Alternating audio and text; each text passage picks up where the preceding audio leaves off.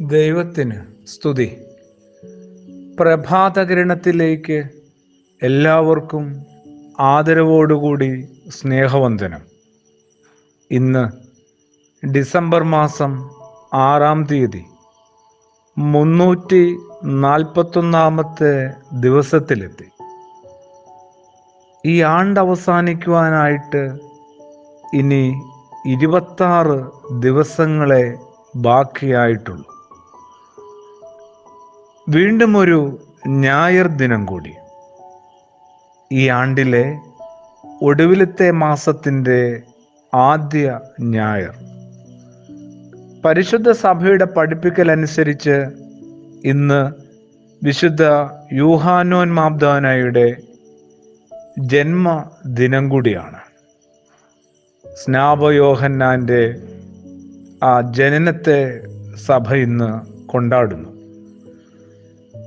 അങ്ങനെ ദീർഘകാലത്തെ കാത്തിരിപ്പിന് ശേഷം വാർദ്ധക്യത്തിൻ്റെ നാളുകളിൽ പുരോഹിതനായ സക്രിയായും പത്നി ഏലിശബായും അപ്പനും അമ്മയുമാവുന്നു. അവിശ്വസനീയമായ ഒരു അത്ഭുതമാണ് അവർക്കിടയിൽ ഉണ്ടായത്. അവർക്കൊരു പുത്രൻ ജനിക്കുന്നു.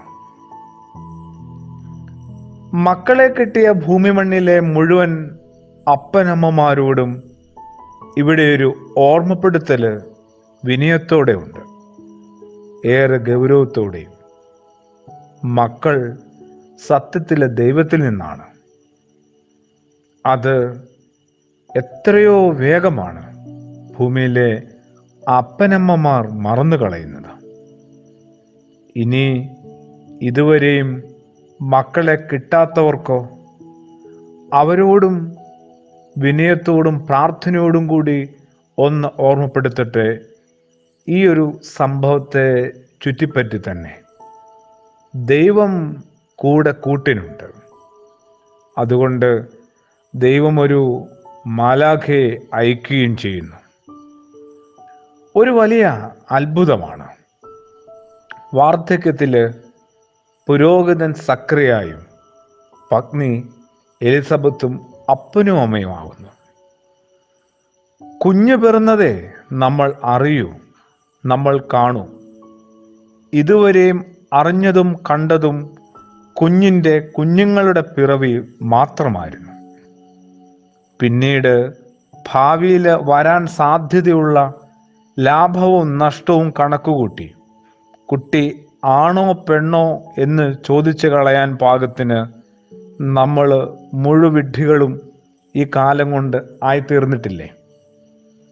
അയൽക്കാരും ആകാംക്ഷ നിറഞ്ഞവരും മാത്രമല്ല, അമ്മയപ്പന്മാർ പോലും പിറന്നു വീണ ദൈവം തന്ന കുഞ്ഞിനെ ലാഭമെന്നോ നഷ്ടമെന്നോ അങ്ങനെ പേരിട്ട്, അങ്ങനെയാണ് ആ കുഞ്ഞിൻ്റെ പിറവിയുടെ വാർത്ത പോലും കൈമാറുന്നത്. എന്തൊരു ദുരവസ്ഥയും ദുരന്തവുമാണ് മനുഷ്യ ജീവിതത്തിൻ്റെ അകത്ത് നടക്കുന്നത്. ഇതിനിടയിൽ കുഞ്ഞ് മാത്രമല്ല, അവിടെ ഒരു അമ്മ കൂടി പിറന്നിട്ടുണ്ടെന്ന് എന്തേ ആരും ഓർക്കാതെ പോകുന്നത്? അതുപോലെ ഒരപ്പനും പിറവിയെടുത്തിട്ടുണ്ട് അവിടെ. ഇത് ശരിക്കും ഓർക്കാത്തതും ഓർത്താലും ബോധപൂർവം വിട്ടുകളയുന്നതും ഇതേ അപ്പനും അമ്മയുമാണ്. പതിയെ അവരെ ചുറ്റിപ്പറ്റിയുള്ള എല്ലാവരും. ഇവിടെ യോഹന്നാൻ സ്നാപകൻ മാത്രമല്ല പിറന്നിട്ടുള്ളത്. എലിസബത്ത് അമ്മയായി, സക്രിയ അപ്പനും. എല്ലാവരുടെയും ശ്രദ്ധയും താല്പര്യവും കൗതുകവും കുഞ്ഞിലേക്ക് മാത്രമായി പോകുന്നു. ഇതിനിടയിൽ പിറന്ന കുഞ്ഞ് ഒരു പെൺകുട്ടി കൂടി ആയാലത്തെ കഥ എത്രയോ വലുതാണെന്നും നമ്മളിതാ കണ്ടു കഴിഞ്ഞു. കുറച്ചുകൂടി ഒരു ബോധത്തിലേക്ക് ഉയരാനായിട്ട്, അങ്ങനെ അമ്മമാര് പിറന്നുവെന്ന് ആ അമ്മയിൽ നിന്ന് തന്നെ ഒരു തിരിച്ചറിവ് ആരംഭിക്കാനായിട്ട്, താനൊരു അപ്പനായെന്ന് അപ്പന് തന്നെ ഒന്ന് സ്വയം തോന്നിത്തുടങ്ങാനായിട്ട് നമുക്ക് ഈ നല്ല ദിനം പ്രാർത്ഥിക്കാം. ഭൂമിയിലെ മുഴുവൻ മക്കളെ ഓർത്തും ഭൂമിയിലെ മുഴുവൻ മാതാപിതാക്കളെ ഓർക്കും. ഒപ്പം കുഞ്ഞുങ്ങൾക്കായി ഇപ്പോഴും കാത്തിരിക്കുന്ന ഭൂമിയിലെ മുഴുവൻ ദമ്പതികളെ ഓർത്തുകൊണ്ടും. ആമേൻ.